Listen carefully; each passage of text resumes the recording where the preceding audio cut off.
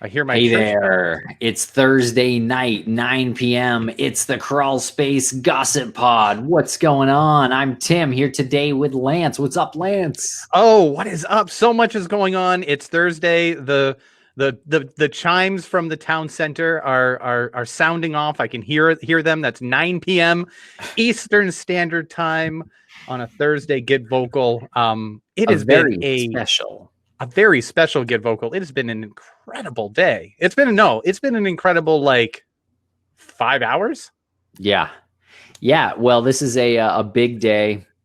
And if you're watching this on Twitter, on Facebook, or on YouTube, might as well click that link, toggle yourself on over to Get Vocal, make an account, and join the chat room because there's about 25 people in here right now, all talking about what we're talking about, all talking about the day's events, that being Michael Turney was arrested and charged. DJ Ficky's manner of death was changed. That's incredible. But those aren't even the reasons we're ultimately here tonight. No, this is going to be a great conversations all around. We are here tonight because we have Bruce Maitland on, the father of Brianna Maitland, the founder of Private Investigations for the Missing.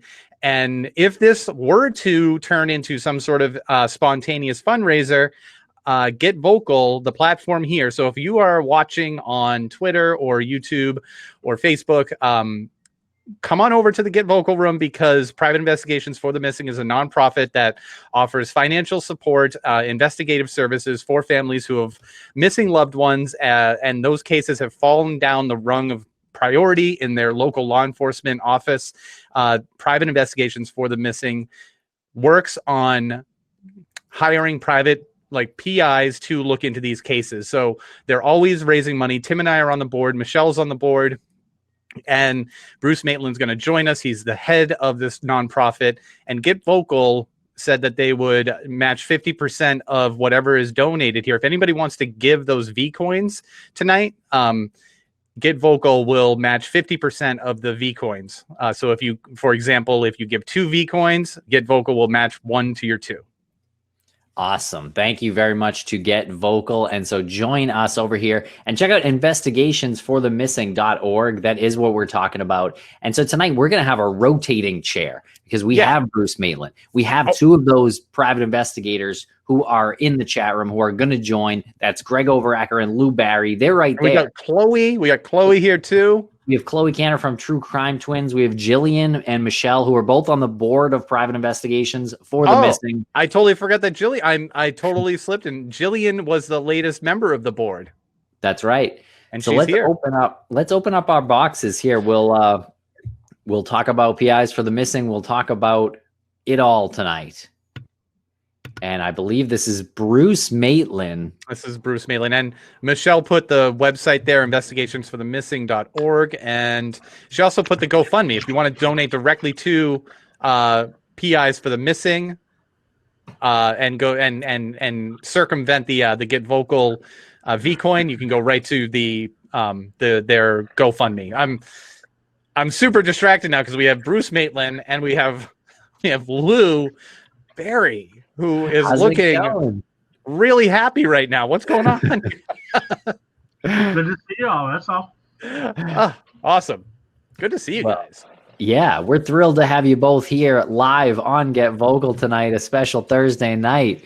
Well, yeah, how's it going, Bruce? Hey, it's going fine. All right. Nice to be here. Good. Nice to see you. So we'll be rotating in and out because we do have a lot of people on tonight. So that'll be it might be a little wild, but yeah. So what's going on? So tell us a little bit about the what's going on with Private Investigations for the Missing. What's new? Well, we've got some cases that are kind of moving all but slowly. Obviously COVID has kind of slowed things down, but there's a momentum now that we're feeling that some of these cases are going to be moving forward, and hopefully within the next 2 weeks we're going to have some stuff that we're going to be able to release and move on. I mean, there's a lot of people out there still looking for help that we would like to help, and when the funding becomes available to do that, then we're kind of getting set up to go. That's really Oh, I can hear an echo. Sorry. Okay, so you started private investigations for the missing about maybe 2 years ago. I can't remember exactly when you decided to do this nonprofit, but for anybody who doesn't know, can you take us back to when you realized that this was something that you wanted to do, that this was something important that stemmed from Brianna's disappearance? Sure. I mean, this is something that as the years went by since Brianna disappeared, I came in contact with more and more people that really were in the same situation I was and really needed a lot of the help. And so it's just kind of something that Greg Overacker and I had talked about.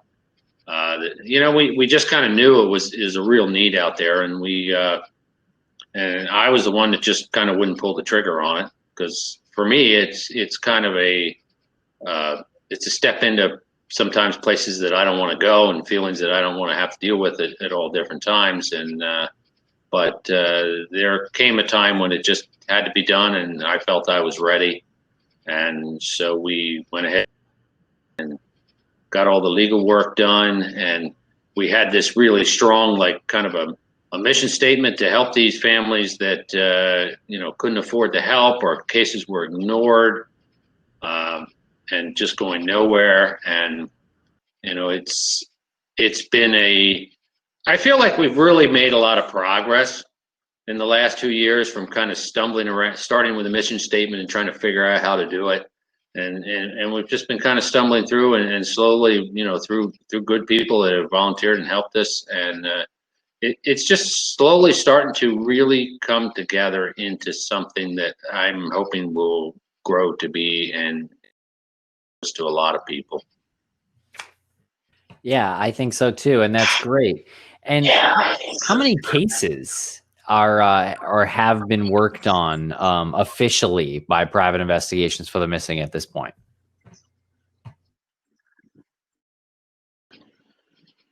Well, we've been kind of quasi involved in the edge of a couple of cases that some of them were quickly moved on or solved or without. But I mean, we probably have about a half a dozen cases that we've really been involved with on some level. And I love that we don't even know all of, like, the details of all this, and it really actually makes me happy. And how many private investigators have worked for these cases?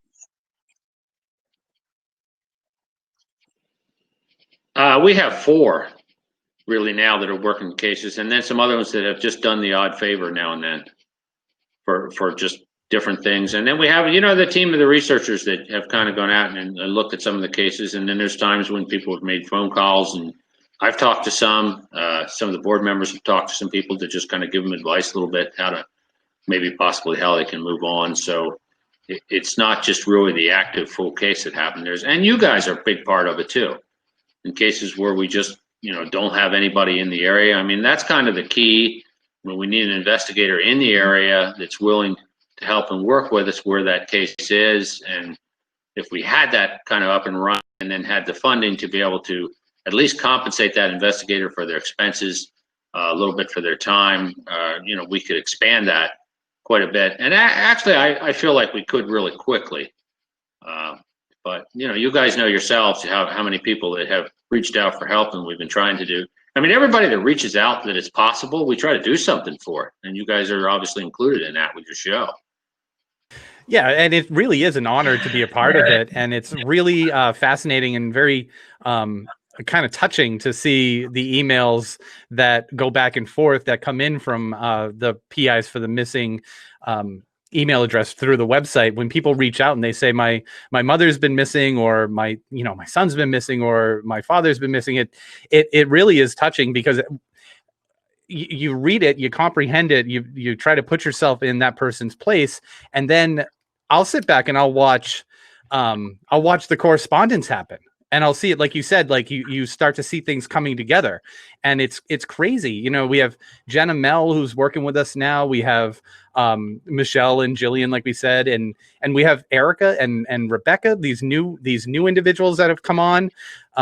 It's really touching and amazing again to see the template all come together. We have figured out what our place is because we will put the word out there. We'll start talking about it, and then more people will talk about it, and then they'll contact, and then the research department does their job. It's just so exhilarating to be part of something from a grassroots level. If I seem distracted, it's because there's a giant spider walking close to me on my wall right there. So I apologize. I might lose my mind in 2 seconds. Just mute before you scream. Wow. But what I'm really proud of too is all the people that just have. I mean, we've had talks amongst ourselves, and just the way the organization kind of is kind of works is we know that we're all on the same page. We're not arguing. Somebody put it to me, I can't remember. We're not arguing over the forks and the spoons.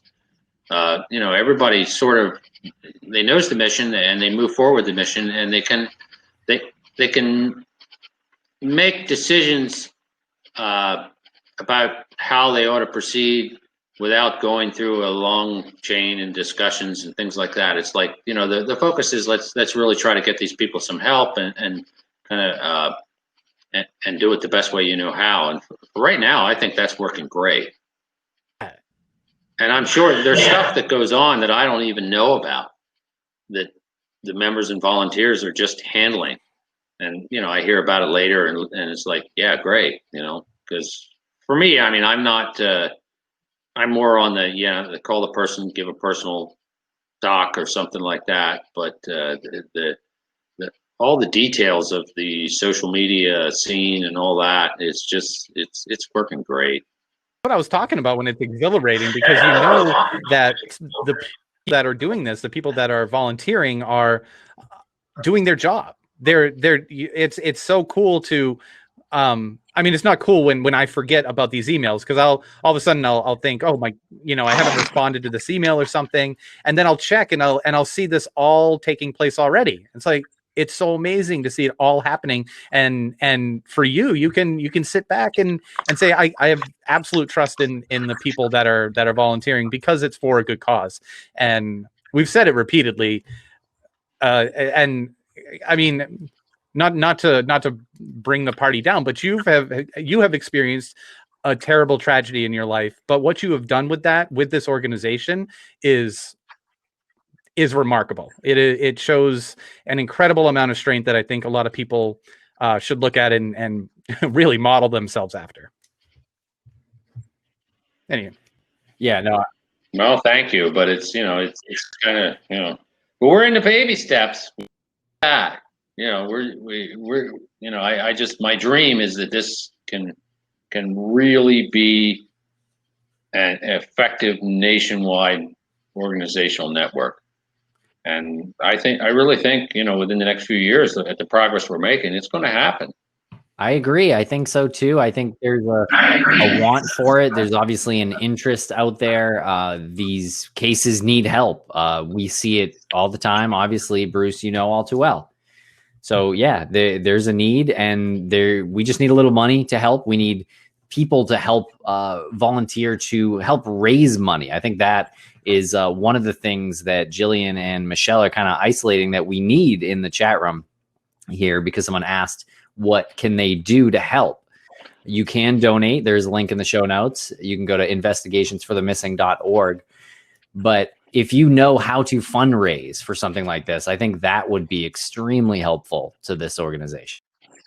It's long-term fundraising too. You know, it's not, it is the series of, you know, maybe we'll have a road race, or maybe we'll have a fundraiser night, or a Get Vocal night where we fundraise. But this is like a long-term fundraising, like sustained giving, you know, like that has to be something that's considered as well. If you want to do $10 a month to PIs for the Missing, if you have 100 people do that, that's incredible. So you know, it is a long-term process. It's like it's a multi-year process. And if you know corporate donations, how to maintain some or sustain, or what am I going for? How to obtain some corporate donations, also very important to know about. And oh yes, Greg just mentioned Amazon Smile. PIs for the Missing is connected to Amazon Smile. So you sign up on Amazon under Amazon Smile, and a percentage goes to our nonprofit. Yeah, it's pretty easy to do. Just a couple of clicks, and you can search for Private Investigations for the Missing and connect. Every purchase you make on Amazon will actually make a certain percentage of that will be donated directly to PIs for the Missing. You don't have to do anything. It's great. All you got to do is just click once and then buy things on Amazon through that Amazon Smile link, and you're all set. Yeah. And Lou points out he thinks it's important to point out that the board members are all unpaid volunteers, and all the money goes to the investigations. So this isn't to pay salaries. This is to pay expenses for the investigations. And we have a spot open if Chloe wants to hop on. She was her name was on the promo. Oh, there we go. There she is. Hey guys. And Devin asks, hey Chloe, what's going on? Nothing. I didn't want to just jump in unless it was. No, please. How's it going? Good. How are you? Good.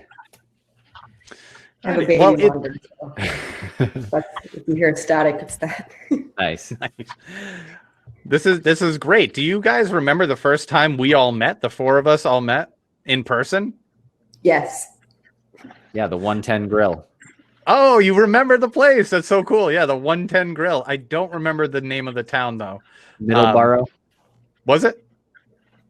I think so. Yeah. It was pretty intimidating. I'm not gonna lie. It was pretty intimidating. Not to me. It was a good night. It was a good time to meet you guys. Yeah. It was a good time. Yeah. But Lance is right. I think we kind of do get intimidated at times around real direct victims in that way, and I think that's something we're kind of getting over. But it's kind of awkward for us for some reason. We're just trying to get more. I don't know. Get past it, I guess. I know. This is we'll kill our method on how we get past it in our master class that we teach. But Chloe, what have you been up to? Well, I try not to see myself as a victim. We just, it's kind of like we have a mission. We all have a mission here. I've been able to separate the two. I separate Brianna from the mission, and we all have a mission to do. So it's there's no need for any intimidation feelings, I guess.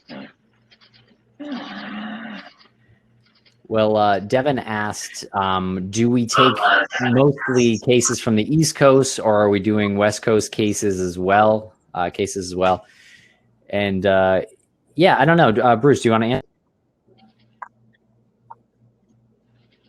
For the most part, we're taking cases from the East Coast region.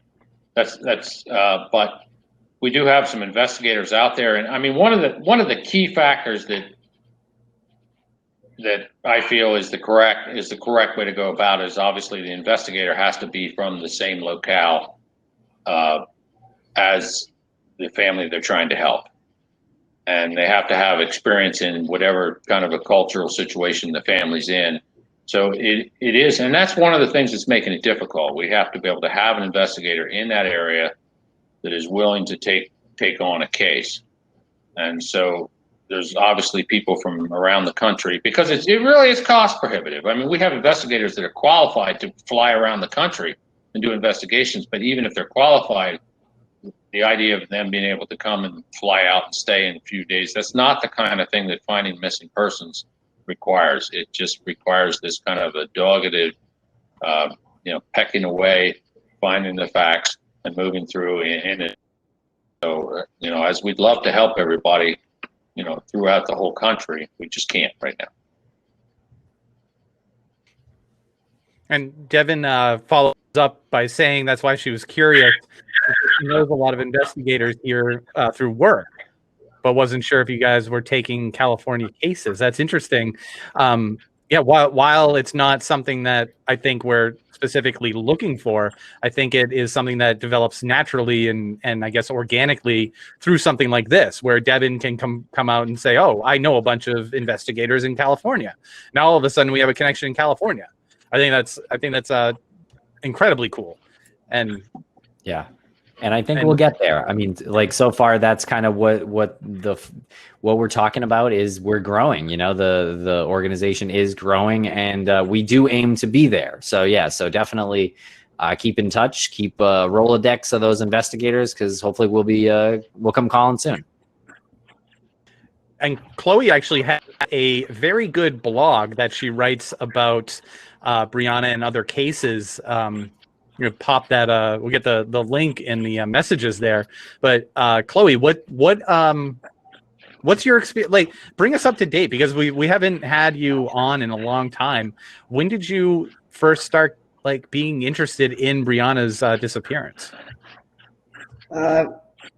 It probably whenever her disappeared episode came out, because that's when I learned about the case. And I think that's how a lot of people first got exposure to it. But I'd been thinking about her and her case for a while, and then when I got the opportunity to work with you two, and you had said that you were interested in starting off with Brianna Maitland's case, I'm sure you remember I was thrilled, because I felt like I had background and I was eager to speak with some of the people that I had read about and seen. So.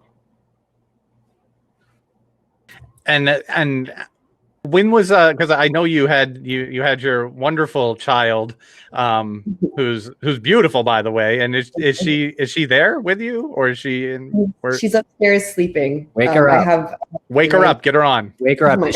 Does she know how important this night is? It's most important that she sleeps tonight. You're like, I'm not waking her up. No. Yeah, like, how could you say something so blasphemous?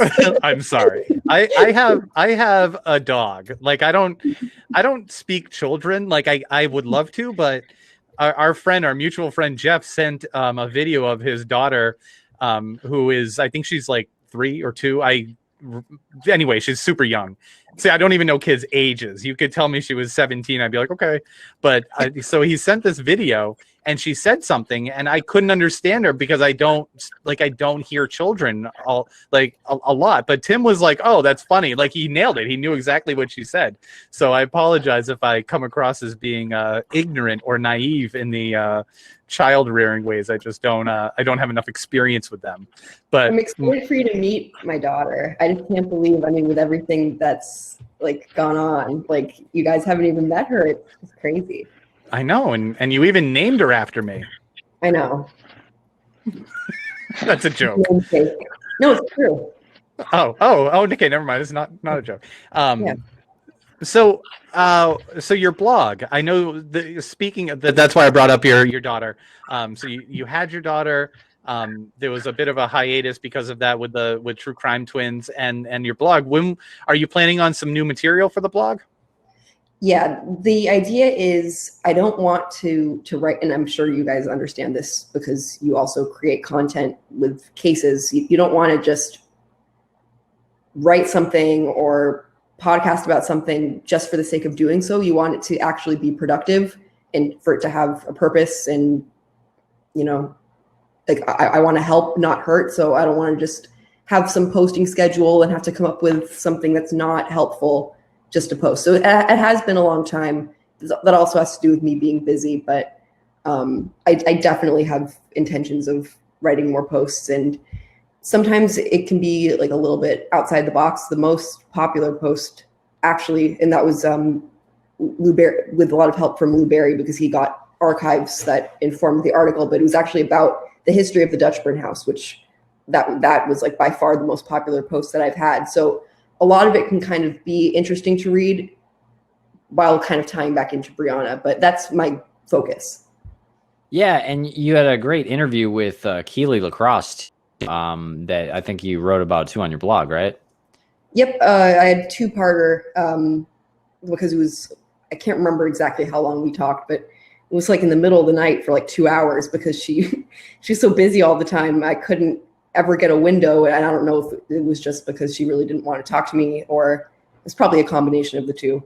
But like I got my window, so I stayed up, even though I never stay up that late. And so it ended up being a really long conversation, 2 posts. I think it answered a lot of questions that people have about their friendship and what exactly happened between them. I just think in previous coverage, it's kind of glossed over a bit. She's described as this acquaintance, and that's it. And obviously, people are interested in what happened between the two of them, even if it ultimately has nothing to do with it. It's of course going to interest people.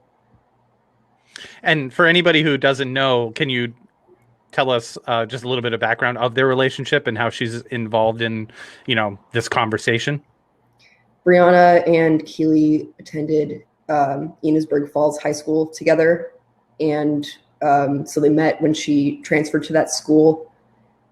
And they were good friends, according to Keely, not just acquaintances. She was in that friend group and in that inner circle. And she said that Brianna would drive her and the friends all to Keely's boyfriend's house in, that green car. And it was like a regular thing. And Brianna would drive her over to her family member's house every night after they were partying together and whatnot. So it seemed like a pretty close friendship. And unfortunately, they had a conflict. And 3 weeks before Brianna's disappearance, Keely assaulted Brianna. Right. And Shannon asks what's new in the case, and we do have Greg and Lou in here too, so I feel like I'm gonna bounce out here for a minute and let one of those I can bounce out too.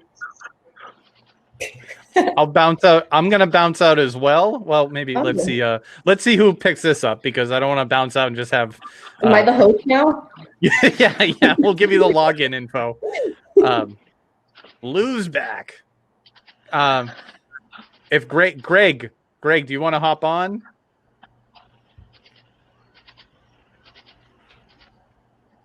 Anyway,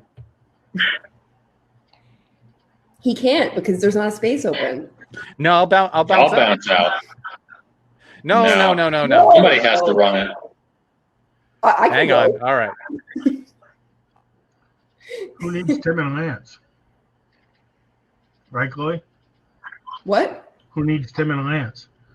Not me. There you go. The question was what's new in the case. Unfortunately, we have some good information, but it's not a something we can share at this time, unfortunately. So, in fact, I've got to talk to Bruce in the next day or so about an update for him, but all I can tell you is it's still being actively worked and we're making progress. And other than that, that's all I can share. Hurry up and wait. Of what I know, I think some of the information that's makes the most sense that I've heard in a lot of years.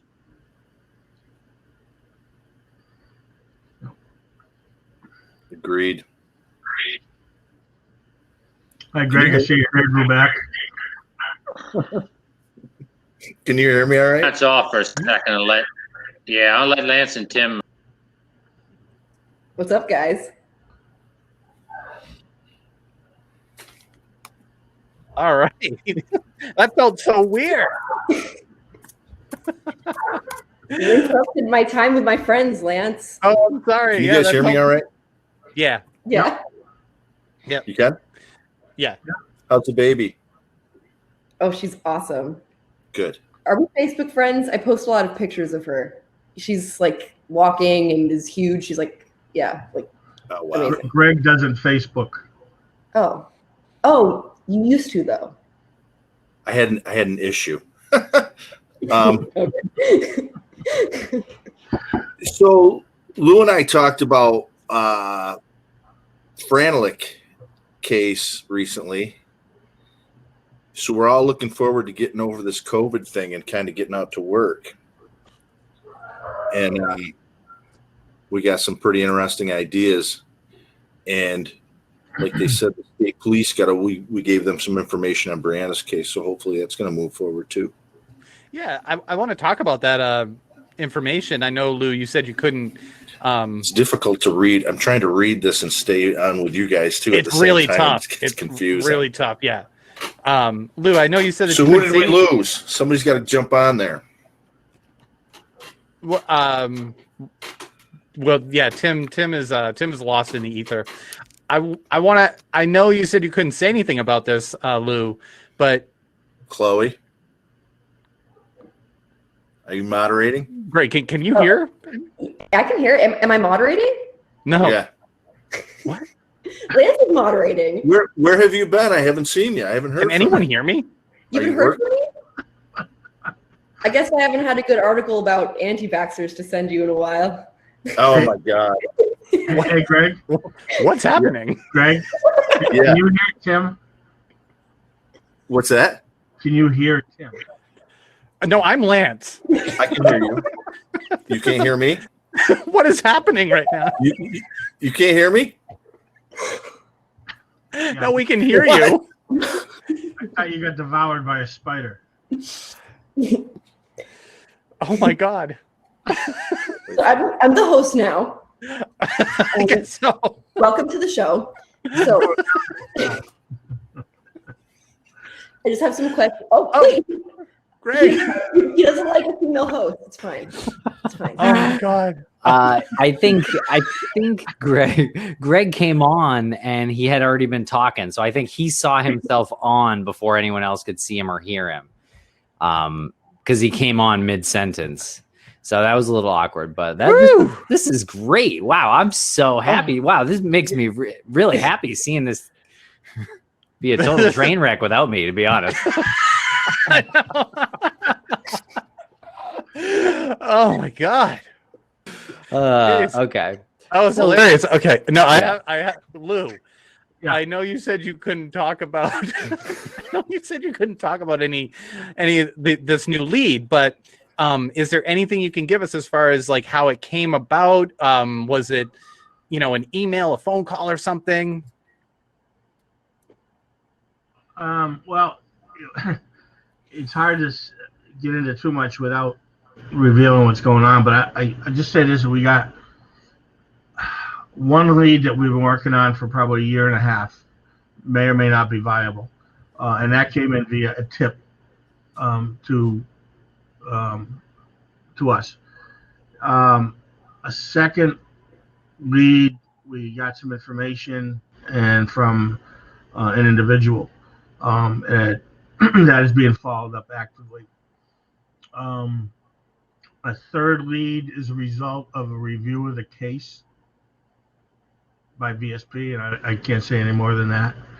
I'm trying to think there's a fourth one that's probably not as viable, but so there's a lot going on anyways, in different directions. I mean, it's not all connected, but they're all potentially good leads to follow.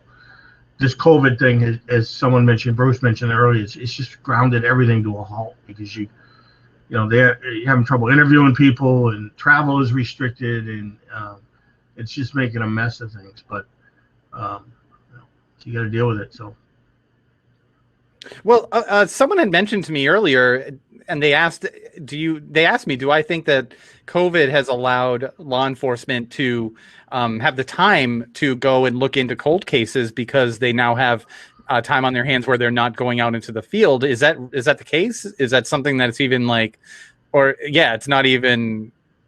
No, it's not even. Yeah, the answer to that is yes and no. I mean, I know in Brianna's case, in some other cases, they've been able to have time to go back and look through the files and check things out maybe. But on the other hand, they're very limited into being able to knock on doors and talk to people, and so it's hampered it in that sense. So it's there's benefit to it in a sense that they maybe have had time to look at these cases, but on the other hand, they still have active cases that they have to work, and they are hampered by COVID, so that bogs everything down on the active cases. So they certainly don't have time necessarily to work the old cases again. So The same story. Too many cases, not enough bodies. yeah, and you have to prioritize the fresh ones. I mean, that's that's where you have to put your resources, obviously. And then you after that, it's whatever. And I think that's. I'll tell you right now, Vermont State Police have been fantastic in their cooperation. I wish every agency was like that, because I think there's a lot of investigators out there that would be willing to help out on cases and do things that they don't have time to do. But there's obviously that line there between official investigators and private investigators, and very difficult to cross that line. But I think I commend Vermont State Police for being as open as they have been with us, and I think it's partially as a result of that. That's why we're making progress on the case, realistically. So. And are you licensed private investigator? Yes, I am. Okay. Yeah. And you are training Chloe to be one too, right? She's like your sidekick? She has been invaluable in a couple instances. She actually helped me out on a couple interviews where I wanted to have a female present when we were doing the interviews. And also with her forensic psych background, I can bounce things off her about, personalities and traits and things like that, because that's not my field. And so she's been a big help in that area. Yeah. I'm busier now, but if you want me to come on more interviews, just ask. Yeah, I can't do any. Everything I do now is on phone or online, because you can't travel anywhere. It makes it hard. And that's one of the things we ran into on Brandon Boston's case out in Texas. I mean, I'm out here in Massachusetts. It's very difficult to do anything out there. Fortunately, Jason, does a lot, an awful lot. And we just last week were contacted by a private investigator in San Angelo who says, "Hey, I want to help." And this guy is a very experienced investigator, he's a former Air Force investigator, and he's specializes in cell phone data and cell phone tower data. So that plays right into Brandon's case. And, that's great. And he's willing to, he lives in San Angelo, which is right in that same, Bronx area. So he's willing to do whatever we want him. We want to go talk to this person? Sure, I'll go talk to him. I'm up there anyways doing other stuff. So, the connections like that are fantastic. Well, it's one of the things I wanted to mention. Someone asked about investigators from other parts of the country. One thing we want to make sure of is we vet them before we get them involved in PI for the missing, because there's a lot of investigators out there that are, I don't want to belittle anyone, but they don't have the experience in cases. They're process servers, or they're workman's comp cases and things, and this is totally different. So we want to make sure that if we have an investigator come on board, that they're competent, that they know how to treat people, and they understand the goal here. So that's something that we make sure that they understand, when they're coming on board. So I guess why don't I bounce out of here and let Greg come in? And okay, before you do, please, can you tell us a little bit about the Dean Webster case, how your investigation of that is going? We've done 2 episodes with you so far on the case of Dean Webster, an unsolved murder out of Vermont. Yeah, it's again slow. I can't get up there. I'm having trouble contacting people. It's if I interview one person a week, I feel lucky. I'm waiting because, again, I've been talking to the state police, and they're having some information cleared by the state's attorney before they can share. So that's kind of on hold too. I haven't done a lot waiting. I've asked them a whole bunch of questions, and they're going over them with the state's attorney to see what is permissible. See, you have to be careful. They have to be careful, because if I am doing things for them. It's the same as if they did them legally. So I have to then make sure all the constitutional provisions are there, Miranda and all that. So normally I don't have to do that. I'm a private citizen. The Constitution doesn't apply. Bill of Rights don't apply. So we have to be very careful that it's plain that I'm not doing things for them. I can do things and share it with them, but I cannot be their agent, or else then we run into legal issues later on if this happens to become a court case. So yeah, the Dean Webster case is officially a case for or of private investigations for the missing. While Dean isn't missing, he was murdered. So I guess you could say that justice is missing. Have you talked to his sister Sandy recently? Because that was honestly one of the more surprising. It's not surprising. It's her brother, but I was really moved. But like I was shocked how emotional that interview was. How's she doing? Have you talked to her recently? Yeah, and she's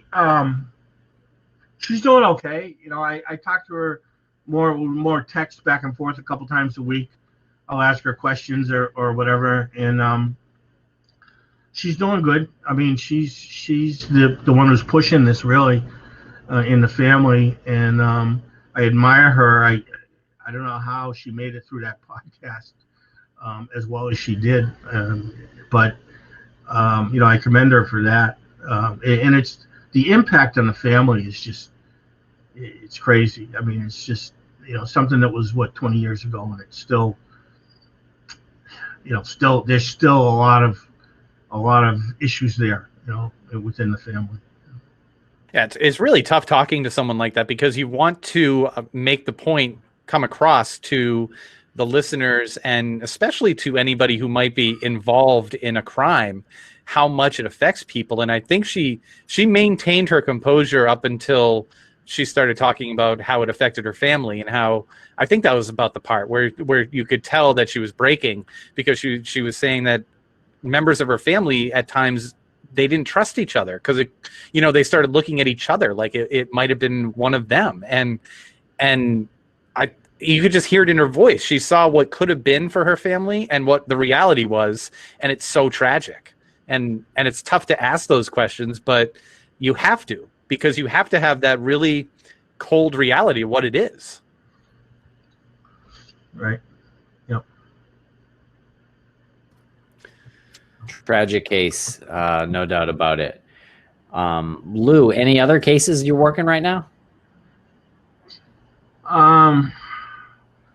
Spill the tea. Not through PI for the missing. I mean, kind of looking at a couple.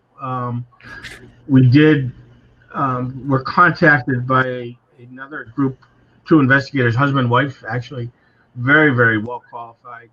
And they are beginning a case through PI for the missing.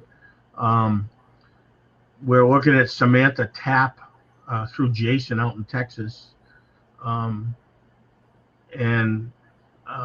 other than that, I mean, they're time-consuming cases. So last thing I want to do is get overloaded. Greg has done an incredible job with the Franovich case, and he spent hours and hours and hours on that case. And to ask somebody to do two cases like that at the same time is very difficult. So we really have to limit it. And until we get funds to pay expenses for investigators, not many investigators will do what Greg does, and that do it on his own time, and probably spend money out of his own pocket. And there's not a lot of people out there like that. So you to get good, competent people, the good, competent people are busy people, and the busy people are not going to give up paying jobs to do something pro bono all the time. So you really have to have that funds there to do a lot.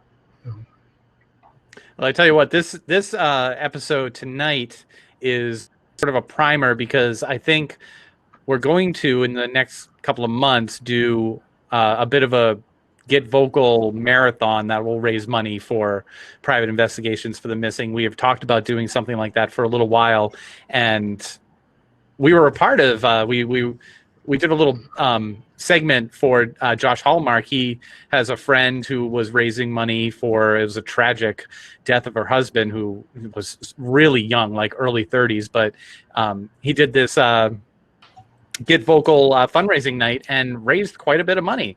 So that was sort of our inspiration. And we thought, if he could do that for that, then there are people out there that'll give. And really, it's not about giving, $500. It's about 500 people giving $10 or something to that effect. It's about the masses giving what they can. And man, I mean, we talk about restructuring restructuring law enforcement and allocating funds in a different way. And because law enforcement is always we always hear that there's so many crimes that take place, and there's not enough bodies to investigate these crimes. And if something's not solved in 48 hours, it's considered cold, or it might as well be considered cold because they got to move on to the next thing. There needs to be some sort of restructuring there. So, I mean, what I'm getting at is PIs for the missing isn't just the result of Bruce saying, I want to help out other families. It's like a bigger picture thing, a much bigger picture thing, which could be, well, this is the organization you go to when, the legit organization you go to when cases have come to like a 3-year period or whatever. Insert the time frame there. Then you go to PIs for the missing. That would really be the dream in like 5 years to be funded to that point. Before I get out of here, let Greg come in. There's a large void out there in certain types of cases, specifically minority group members, inner city people without a lot of money. Those cases, I mean, take Mara Murray, that's received a ton of attention. Brianna's case has gotten a lot of attention. There are thousands of people missing that have received zero attention that are very solvable. That's a void I think Bruce wants to fill also. He's specifically has said that he wants to help people that can't afford that to do it themselves. And you take many people in the inner city, they can't afford a private investigator. They wouldn't even be able to afford them. So, and if you want to do a fundraiser and attract a crowd online, have Greg interview a psychic. Oh yeah. Actually, we should do. I want to do a Greg interviewing a psychic episode, and I want to do a Greg cooking class, because he can eat dinner for like $7.49 every night. I'm dying to know how he does that. So maybe there should be a culinary course with Greg as well. But the psychic thing. Yeah, we could maybe get the psychic to figure out where he got dinner, but maybe we could do that on this fundraiser. Have Greg and I mean, oh my God, that would be must see internet. Psychic. I'll get out of here now. Let Greg come in if he's finished his dinner. Okay. It was just a Slim Jim, so he's definitely finished. Nice to see you, Lou. That was great. Lou Barry, private investigator, licensed private investigator. Yes. Lance. I just wanted to make sure that the people knew that he was licensed. Oh yeah? Okay. Yeah. So I see a blank box right now for Greg. I'm not sure if he is seeing himself on screen yet. Okay, here you are. There we go. Greg, can you hear us? Question just for people to ponder. Yeah, can you hear me all right? Yes, we can hear you now. Anything that you guys would like to see me blog about? Oh. You can put it in the chat. It's okay. something to think about. Great question from Chloe there. Anything you want Chloe to blog about? Go ahead and write it in the chat room. Greg Overacker, what is going on? I wish that psychics would have clued us into there was going to be a pandemic. Wouldn't that have been nice? Yeah. See that all over newspapers? No, they don't tell us. Everyone's going to get sick. Yeah. Greg. Nostradamus already did this. Nostradamus. Punch Nostradamus in the face. It's funny. So- People get offended when you say shit like that. So Lou wouldn't spill the beans on the new lead here. So we're gonna press you for it. How did this new lead come to you guys? That's funny. We already talked about this, so I don't mind putting it out there. But because of the Franelik case, moved up into the Vermont area, and we realized that Richard Franelik, who I'm certain killed his wife, moved all went missing. During interviews for that, we picked up information on Brianna's case, and we turned that over. There are people up there that know what happened to Brianna. It's just a matter of getting them to come forward. It wasn't an Israel Keys kind of situation. Somebody up there knows, and how they can live with them without coming forward. And that was a question that we had about that. But something like this that we had a lot of confidence in, or it was kind of give it right to the state police, let them handle it, let them do their work, and go from there. But yeah, that came to us. How odd, Bruce and I had this conversation again recently, that I don't believe in, the man in the sky pulling the strings and things like that. But what are the chances that one case down here in New York, these people don't know each other. They have nothing to do with each other. I had no clue when I chose Erica's case to look into that it would have anything to do with Brianna, or that he would be anywhere in Vermont or anything like that. What are the chances that one would jive with the other and perhaps help solve the other?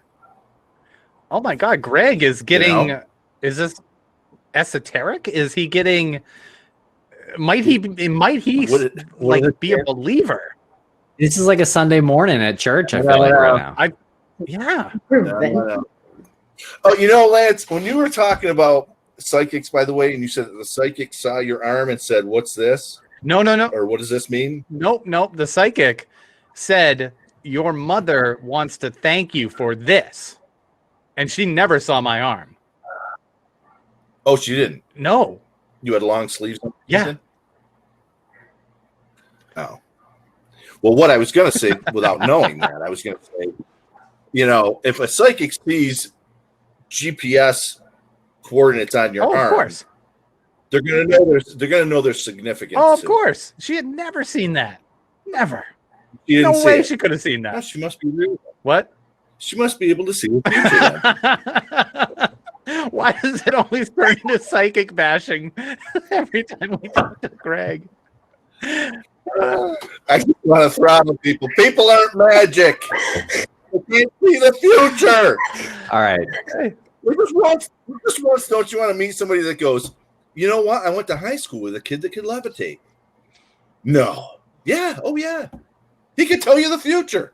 Yeah. No. We really need to set this up. Greg versus a psychic. You know what? I'm not.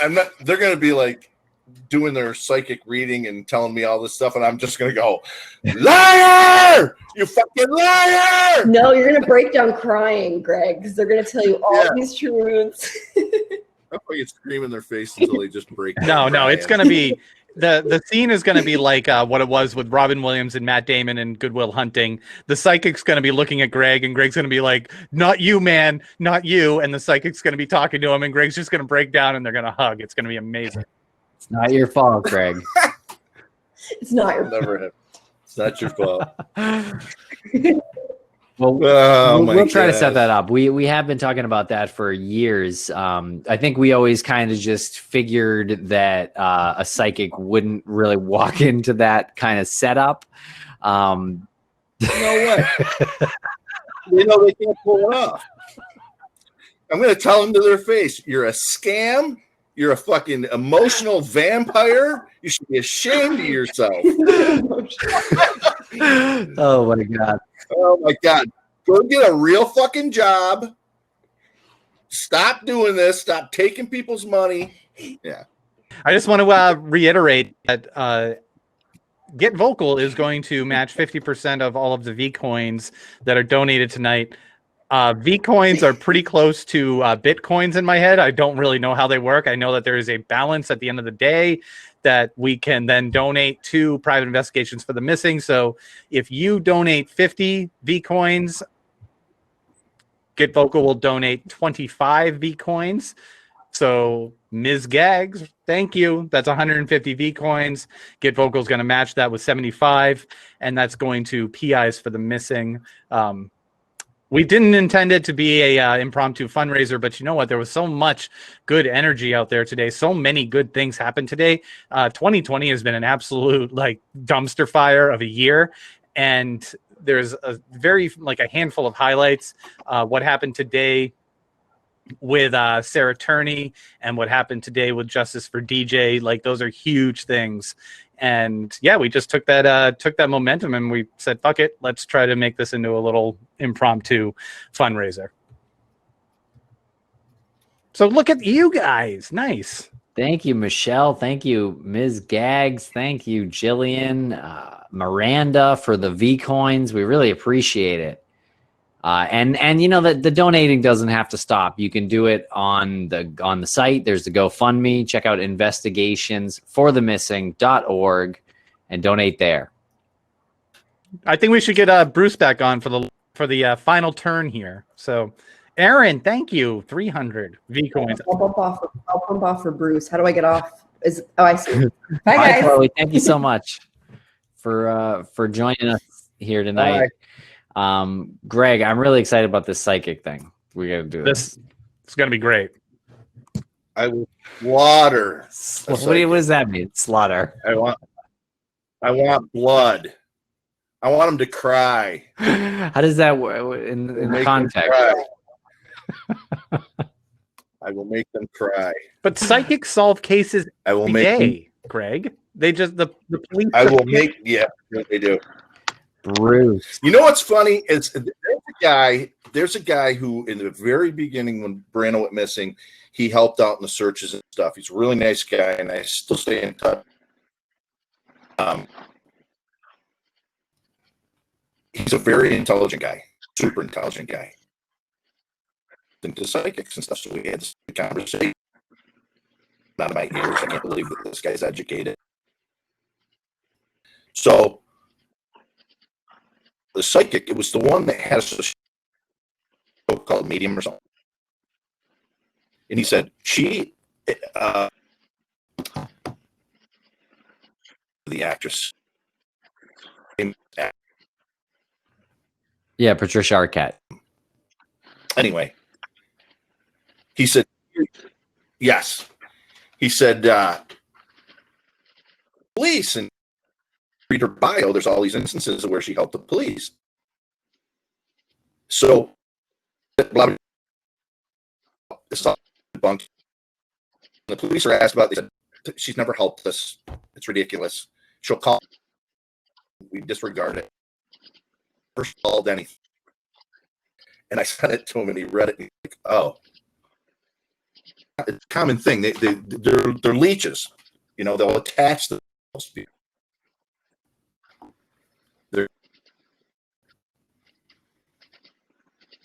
Because I just think they don't want to get a fucking job.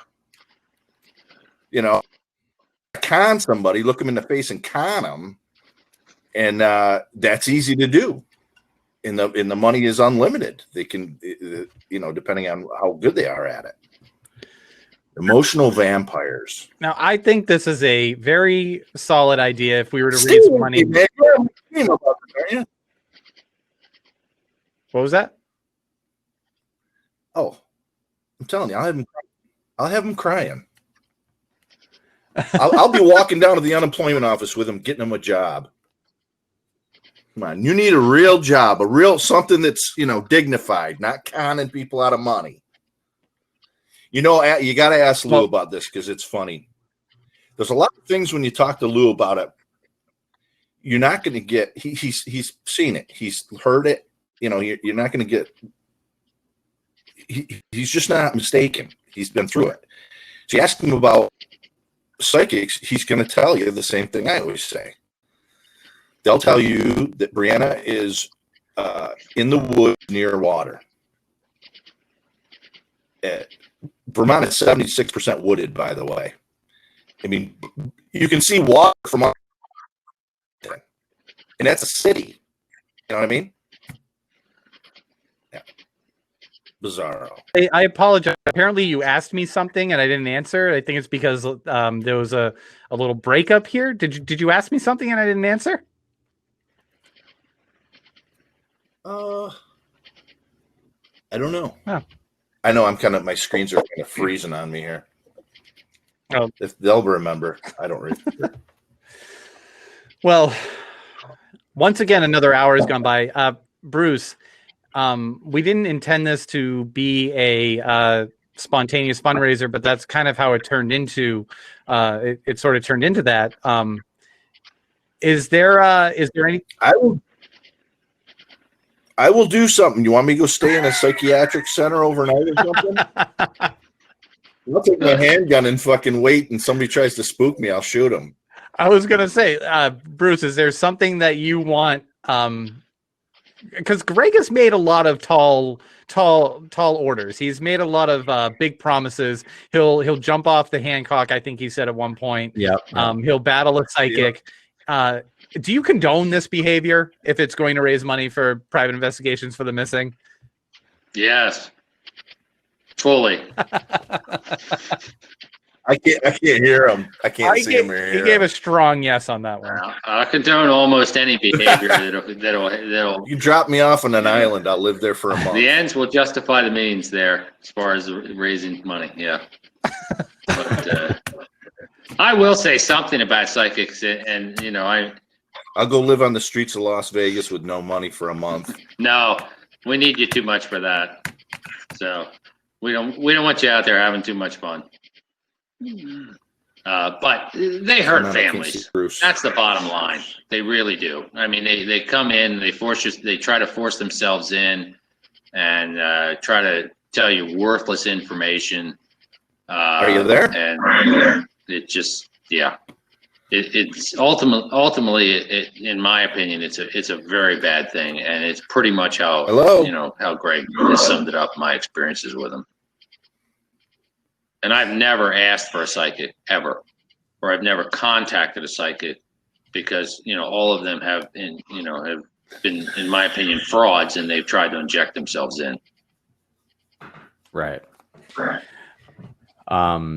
Yeah, that is tragic. That is that's really a bunch of bullshit. That sucks. And Greg, I guess I'm not sure if you can see or hear Bruce, but he was talking about psychics and how he's never really got anything positive out of them. They have a lot of them have tried to approach him to help, but it has not been valuable. And it also takes the state police's time, or any investigations agency's time, because when a psychic calls up and it offers information to the police, and by the way, as far as my knowledge is, from what I've looked at, a psychic has never, ever, ever solved the case for any missing person, ever. But what they end up doing is by putting information, the police are never too sure that the so-called psychic they're speaking to may actually be using a psychic ploy in order to be able to deliver information to the police. So it ends up tying up the police's time looking at worthless bullshit when they could be doing something productive. Exactly. When was the first instance in which a psychic reached out to you? Was it after you were featured on the news, like when you became more of a public figure? No, it was pretty much right off, within a short amount of time. Kind of a friend of a friend, the psychic tried to insert themselves into the situation, and and had gotten me on the phone one night and, said, well, your daughter's dead, and that, because I'm hearing from her. And that was really, really early on when she was missing.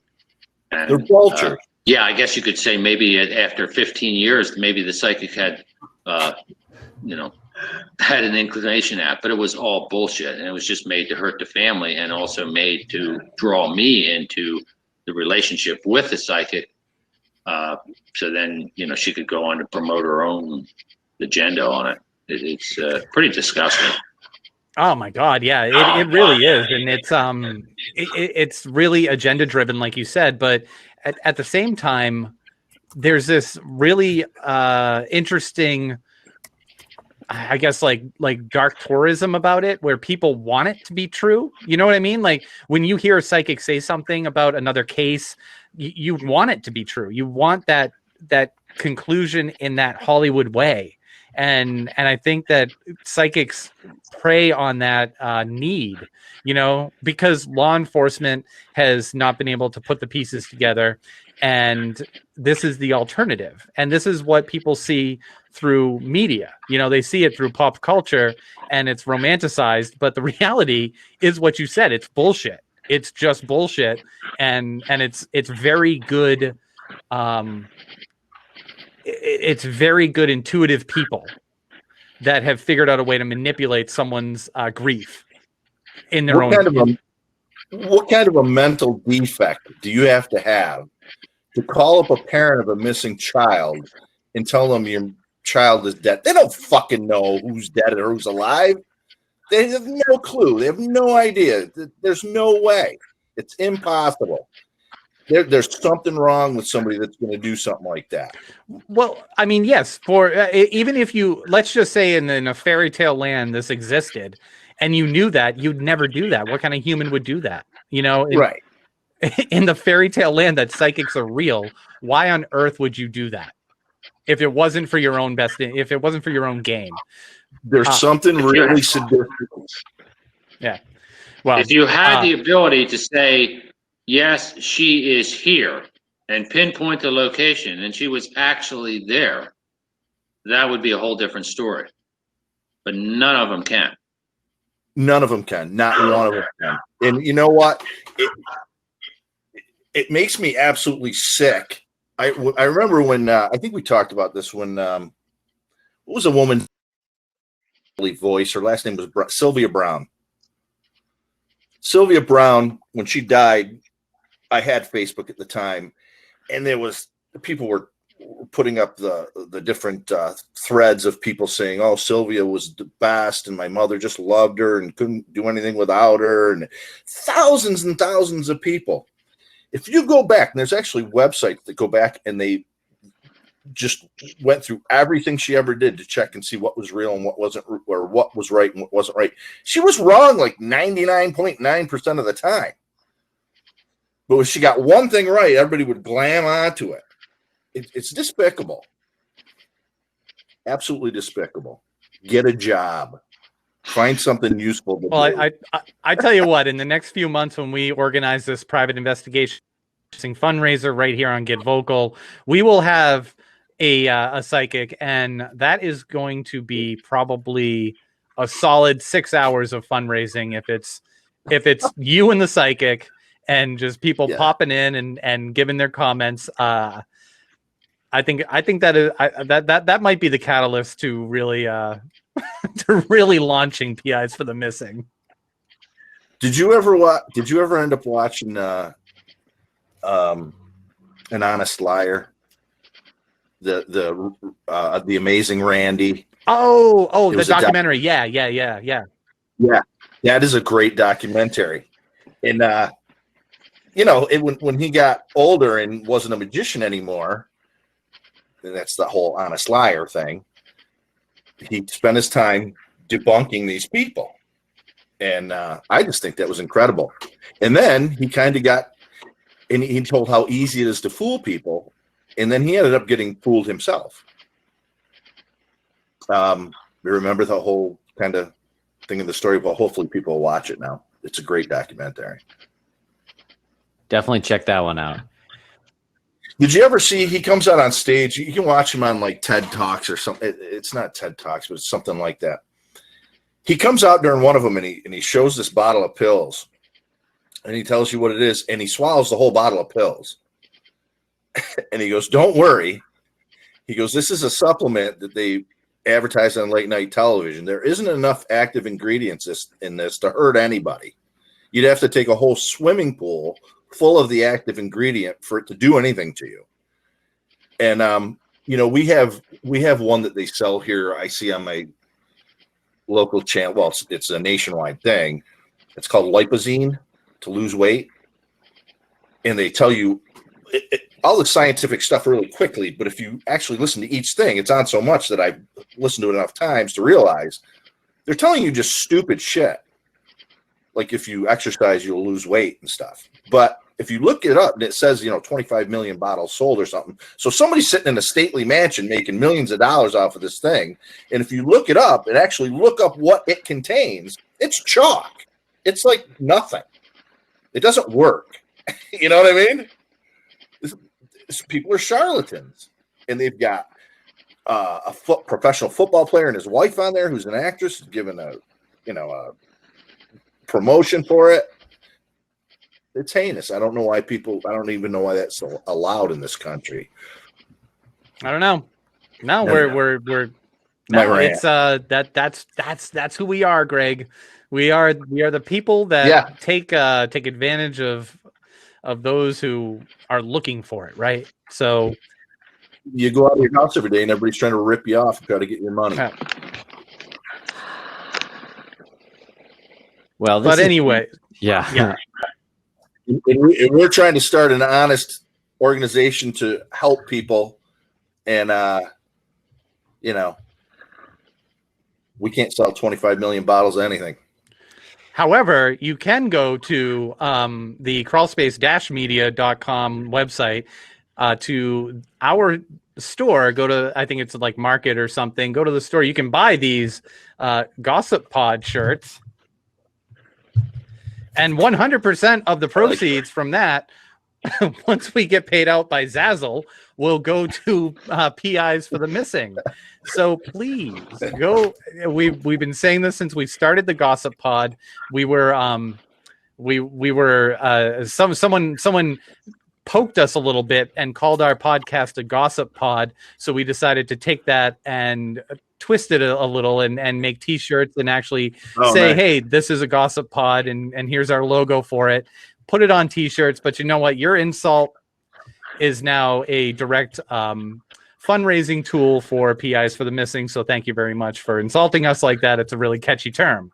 So go to our website or go to the Zazzle store and just search Crawl Space. These shirts you can buy. 100% goes to PIs for the missing. Also, Get Vocal is matching 50% of the V-Coin tonight. And Michelle, oh, thank you, Michelle. Michelle's a goddamn saint with these links. She's got the Zazzle store link right there. I'm going to tell the psychic if they lose our debate that they have to buy 1,000 shirts. Oh my! You come on the show, if you lose the debate, you're buying 1,000 shirts. Oh yeah, absolutely, absolutely. Yeah. Exactly. Well, guys, it's been we've gone 15 minutes over. It's been a great conversation.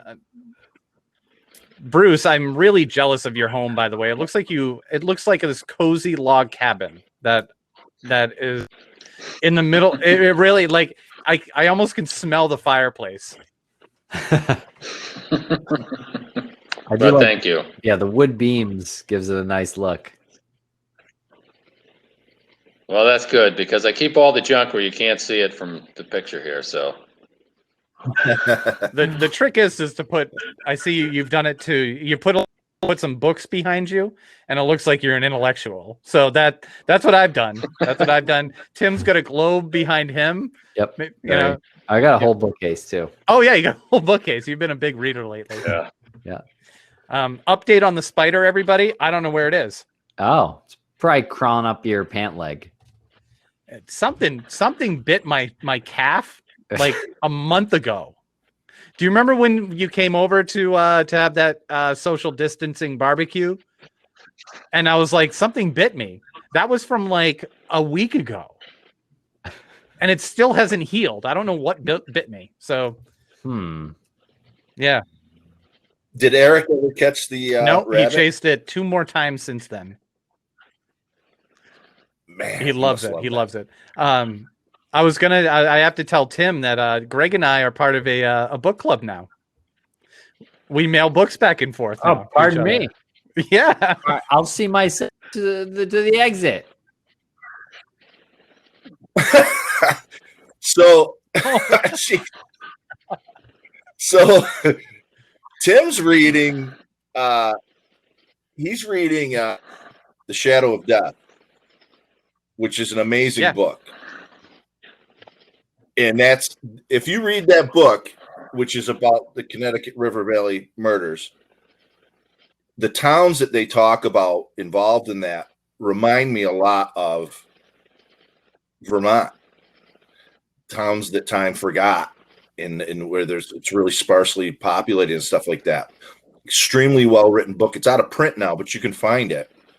I have a couple copies actually. Yeah, so I stopped at Lance's house because he lives near my sister, and we got discussing books. So I sent him a book, and Kat, we discussed the book. I sent her a book, and then they sent me one, which you didn't have to do. No, it's a great book. I'm glad you did. Yeah, I can't wait. I've got a bunch of stuff. Bruce gave me a book. I've got them piled up. I'm trying to get through them. But Eric chased that rabbit, and he was on a rampage. It's such a great book. It's a frightening book. Yeah. But it brings up a couple of things that are relevant. Yeah. One of the things that comes up in that book is one of the things that comes up in that is that they get distracted by someone that, oddly enough, is doing the same thing in that area. What are the chances that would even happen? Explain that a little more. Explain that a little more. So they're looking for this River Valley killer. Yeah, and they get distracted by, they think they're onto him, which they never catch. They don't know who it is, and another man is abducting these girls. So he gets caught, but he's not the one that's been doing this, leaving this trail. So years ago, working on Brianna's case, and I can't remember exactly off the top of my head how this came to be, but I was referred to a private investigator who was living in Florida. Her parents lived in Vermont, and they had come to her and said, our neighbor came to us in their daughter's missing. And she was an adult, and she was married, and she had moved with her husband and small children to, I think it was Boston or near Boston. Could you help them out? So her name was Lynn Marie Carty. She actually tracked down their address and everything. They had moved. She ended up finding out that the husband lived near her in Florida, like 45 minutes away or something. She called him and said, listen, I'm a private investigator and I'm trying to locate your wife. Her parents are wondering where she is. And he said, well, she ran off with a drug dealer. She was a whore, and he hung up the phone. She's like, what? She called him back the next day and the phone was disconnected. A month later, she read in the newspaper, she had her morning coffee, read in the newspaper that this guy who was with a new woman the woman had run from him, and she was hiding at her sister's house. He went there with a guitar case full of guns, and he killed her and her daughter. And the sister made it out the door, and the SWAT team came. He killed himself. I told you that to tell you this. She started looking into his history, this man, and she started realizing that she could place him near the Connecticut River Valley murders.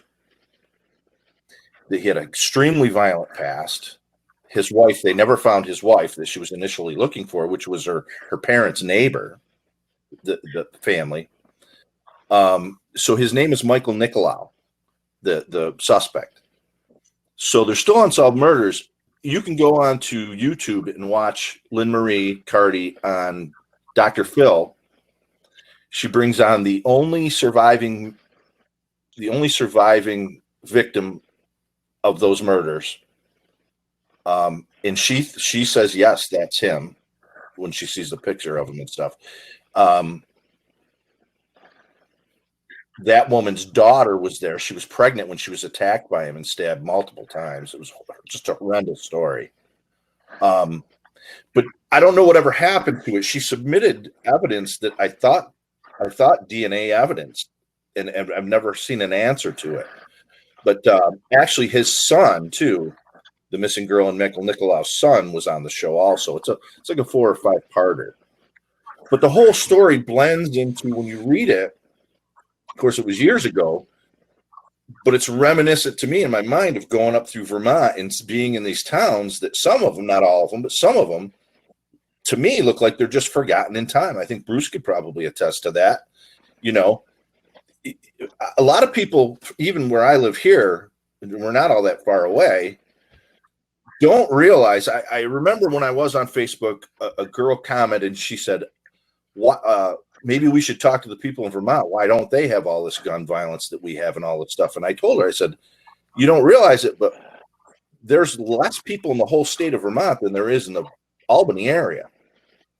I mean, that's a huge difference. You know what I mean? It's just a different place. And the book has a lot of that in it. You know, what's the capital of Vermont? Montpelier. Yeah, there's what, 4,000 or 5,000 people in the capital, tops. Yeah, maybe. Right? I mean, the whole downtown of the capital is probably less than any small town in New York. Yeah. You know, you go to Burlington, which is Burlington the largest Yes. city? Yeah. It's not that big. I mean, it's beautiful. You can see the lake from anywhere there. I mean, but it's small. I don't think people really wrap their head around that to when you drive up to the first time I drove up to Montgomery, and I just remember thinking, where the fuck do these people work?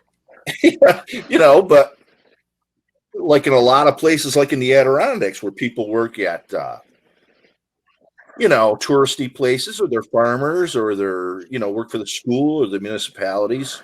You had mentioned the Connecticut River Valley killer and that victim. I believe her name is Jane Borowski. I could be pronouncing that wrong. Jane Borowski. She was stabbed 27 times, including her jugular. Her jugular was cut, and she managed to bring herself to a hospital and save the baby that was in her as well. Yeah, we're gonna blow it. I mean, no spoilers, guys. That was from 1988. It's a case from the 80s. No spoiler. But you're right. This is what I was getting at.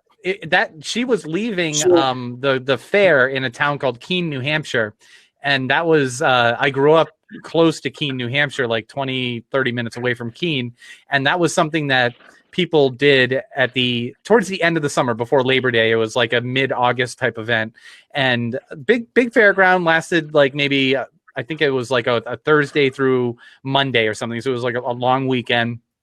And it was all sorts of like live music and things like that. And I've always thought how how unnerving it gets under my skin. Like that 1988 that happened. Like that. I don't remember when I went to those fairs, the Cheshire Fairs. That's what they were called, the Cheshire Fairground. I don't know when I went there, but I've gone there many times. And it always got under my skin because you have this is the Connecticut River Valley killer. This is one of the most prolific serial killers that has not been caught. And she had just left there on that night in August in 1988. Lynn Marie Carty will convince you that it was Michael Nicolau. Now, whether it was or not, I don't know, but she will convince you that it was. She actually, at one point, had sent me all her information before it was released publicly. before she gave it to the police. It was reams of stuff. And I read it, and my jaw was just, I had a desk up in my room, and I used to kick my feet up and, grab a snack and sit in front of the computer. And I read it for hours. It just blew me away. She put him within a couple hundred yards of one of the murders. So did you read this book? Did I read the book? I started reading the book, and I think I either left it at our studio in Worcester, or Didn't read the book. I didn't finish the book. I started reading the book, but it Well, was at our studio in Worcester, or it's here. Or Chloe- I think no, Tim might have given it to Chloe, right? Chloe has the book. Oh, Chloe's got the book. Okay, He's got I'm that gonna have version. to order the book. so the story of Jane being attacked is just brutal. Did you get to that part? No, I haven't, but In the book? I know the story. Well, if you remember, so she pulls into the store just to grab a soda because the soda machine's outside Right. and it's on, but the store's closed and it's dark. She sits back in her car, and he pulls in a like an old Jeep Scout. Is that what they were, Bruce? Remember those old Scouts? Yeah, International had a Scout that was You know what kind I'm of talking- Jeep-like. Yes, very similar. Yeah, it Mhm. looks like that. He got out and he walked around her car, and she thought he was walking around, but Right. he opened her door and he pulled her out, and he just went ape shit on her. And if I remember correctly, she said when he walked away, He asked her if he asked her about her Massachusetts license plates, and then he as he was attacking her, he asked her, or he said he was accusing her of attacking his girlfriend. Yeah. And it just that's right. That's just right. Yep. you're But right. then he That's just absolutely walked away. brutal. Yeah. I could go on and on about the Connecticut River, but Yeah. So when she got in the car, Yeah. remember her tendons were all cut and stuff, and she could hardly shift the car. It had like the Yeah. stick on just the automatic stick.